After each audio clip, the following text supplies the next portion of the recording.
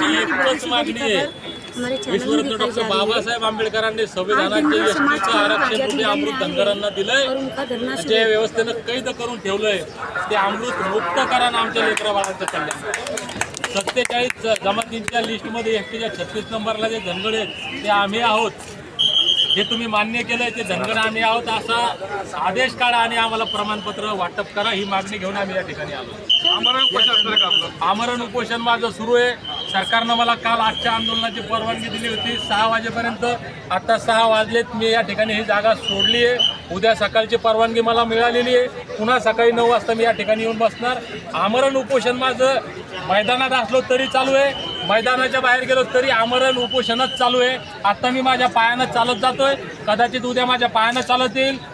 जसा वेळ जाईल मला स्ट्रेचरवर न्यायला लागेल, मला उचलून न्यायला लागेल, उचलून आणायला लागेल, जे काय होईल मी शेवटच्या श्वासापर्यंत, सरकार जोपर्यंत आमचं म्हणणं ऐकत नाही, मान्य करत नाही, तोपर्यंत आमरण उपोषण सुरू आहे। कोणाची भेट मागणार आहे साहेब? कोणाची भेट मागणार? भेट आम्ही मागत नाही कुणाची। परवा मुख्यमंत्री साहेबांसोबत भेट झाली ना, 2 तास चर्चा झाली, चांगली चर्चा झाली। आम्ही त्यांना सांगितलं निर्णय करा, त्यांनी ज्या क्षणी निर्णय केला त्या क्षणी आमचं आंदोलन स्थगित करू। बरं, काय सरकारला इशारा द्याल? सरकारला काय इशारा देणार? सरकार लापरवाही नहीं कर रही है, थोड़ा मैं गलत लगेगा आपको, लेकिन बात यह है कि हमारा समाज लापरवाही कर रहा है। 12 सालों से सरकार वचन दे करके सत्ता में आई कि हमें वोट दो, हम आपका भला करेंगे। धनगरों ने तो वोट दिया, लेकिन सरकार ने भला नहीं किया, तो इसमें सरकार की लापरवाही नहीं है, लापरवाही हमारे धनगरों की है, जिन्होंने सरकार से जवाब नहीं मांगा। वो जवाब मांगने के लिए आज हम यहाँ पे आए। सरकारला इशारा काय? सरकारला एकच इशारा आहे, साहेब मी माझ्या पायावर आलो तो सकाळी माझ्या पायावर चाललो, जोपर्यंत मी स्ट्रॉंग आहे, जोपर्यंत मल्हार मावळे इथं कायद्याचं पालन करतात, शांततेत आहेत, तोपर्यंत प्रश्न सोडवा। मी मेल्यावर प्रश्न सोडवता काय?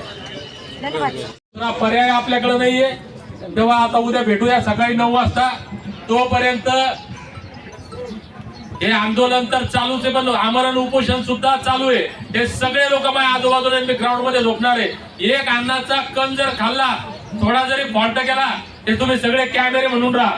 काय सरकारला काय माझी मेडिकल तपासणी करायची, काय ब्लड सॅम्पल घ्यायचे, मी आता बसून बोलतोय, उद्या मला माहित नाही काय माझी तब्येत मला माहित नाही। सरकारनं आता काय तुमच्या तपासण्या करायच्या ते करू शकता, पण सरकारला एक सांगणं आहे, कृपा करून माझा अहवाल डाऊन होण्याची आणि माझ्या मरणाची वाट पाहू नका फक्त।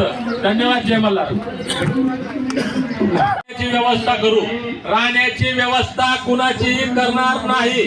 कोण म्हणलं तरी आम्ही व्यवस्था घेणार बी नाही, आम्ही रस्त्यावरच राहू, फुटपाथवर राहू। 18 तारखेच्या 6 वाजेपर्यंत मी टाइमलाईन देतोय भावांनो। 18 तारखेच्या 6 वाजेपर्यंत तुम्हाला काय करायचं ते करा, तोपर्यंत मी तुमचं ऐकल, 6 वाजता मी प्रशासनाचं ऐकल। त्याच्यामुळे आता ही लढाई तुमच्या हातात आहे, तुम्ही ठरवा काय करायचं।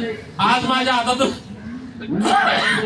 आवाज तोंडातून निघतोय। गेल्या 6 महिन्यापासून भाऊंच्या डोळ्यात आज अश्रू आले, मी कधीच त्यांना डोळ्यात अश्रू रडताना पाहिलं। प्रत्येकाने या प्रत्येक अश्रूची किंमत लक्षात घ्या आणि 18 तारखेला उद्या परवा तुम्ही सगळे या लढ्यात सहभागी व्हा। 18 तारखेची शेवटची डेडलाईन आहे। पाणी द्या, तुम्ही आता शांत व्हा, हे बाकीचं आपण प्रत्येकाने बोललं पाहिजे। आपले फेसबुक चालू करा, आपल्या मीडियावरून ते सांगा। एक ऐका, सगळ्या बांधवांना हात जोडून विनंती आहे, तुम्ही सगळे मला मानता का? मानता? माझा शब्द तुटू द्यायचा नाही। हे पोलीस प्रशासनाला सांगितलंय, 6 वाजता ग्राउंड सोडल, 6 वाजता ग्राउंड सोडायचं। पोलिसांना त्रास द्यायचा नाही, आपल्याला पोलिसांशी भांडायचं नाही, पोलिसांचं आपलं भांडण नाही।